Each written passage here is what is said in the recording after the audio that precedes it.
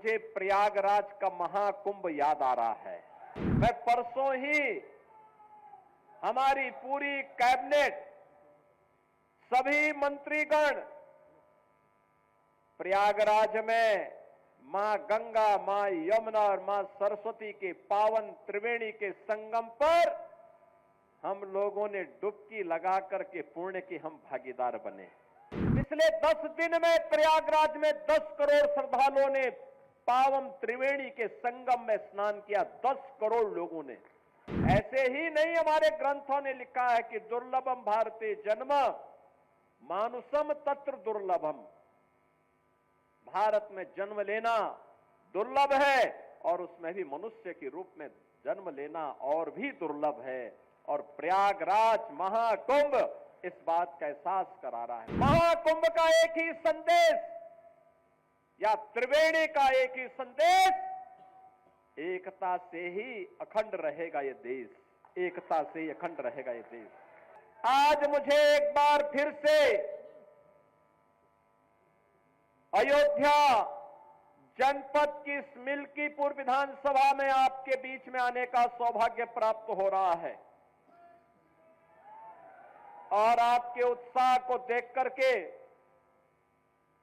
आपके उमंग को देख करके मुझे प्रयागराज का महाकुंभ याद आ रहा है। मैं परसों ही हमारी पूरी कैबिनेट, सभी मंत्रीगण प्रयागराज में मां गंगा, मां यमुना और मां सरस्वती के पावन त्रिवेणी के संगम पर हम लोगों ने डुबकी लगा करके पुण्य के हम भागीदार बने। बहनों और भाइयों, कितना आनंद आ रहा था और कितने हम सौभाग्यशाली हैं।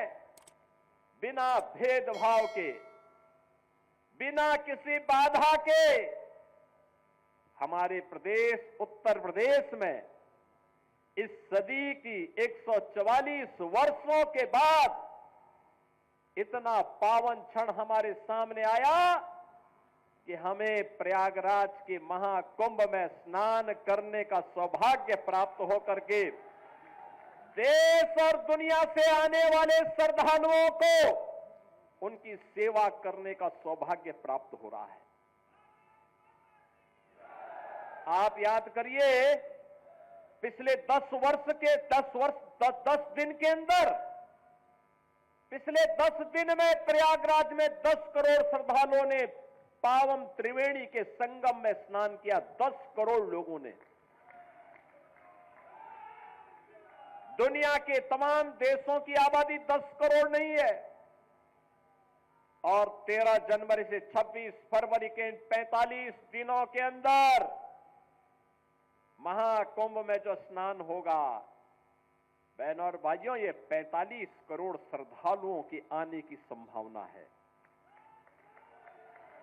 45 करोड़ आबादी दुनिया में केवल 2 देशों की है। 45 करोड़ से ज्यादा, एक भारत की है और दूसरा चीन की है।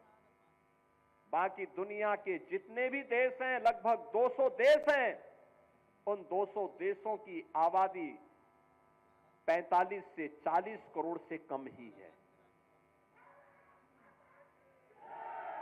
हम उत्तर प्रदेशवासी, भारतवासी सौभाग्यशाली हैं। ऐसे ही नहीं, हमारे ग्रंथों ने लिखा है कि दुर्लभम भारते जन्म मानुषम तत्र दुर्लभम।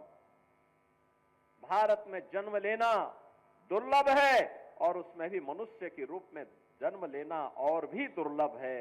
और प्रयागराज महाकुंभ इस बात का एहसास करा रहा है। पूरा देश, पूरी दुनिया, हर सनातन धर्मावलंबी बिना जाति के, बिना पंथ के भेदभाव के एक संगम में स्नान कर रहा है, गौरव की अनुभूति कर रहा है।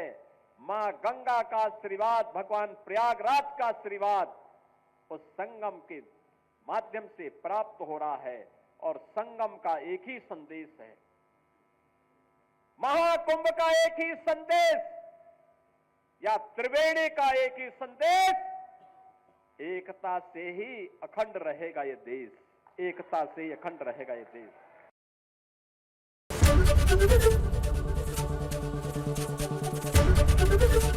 एबीपी गंगा, खबर आपकी, जुबान आपकी।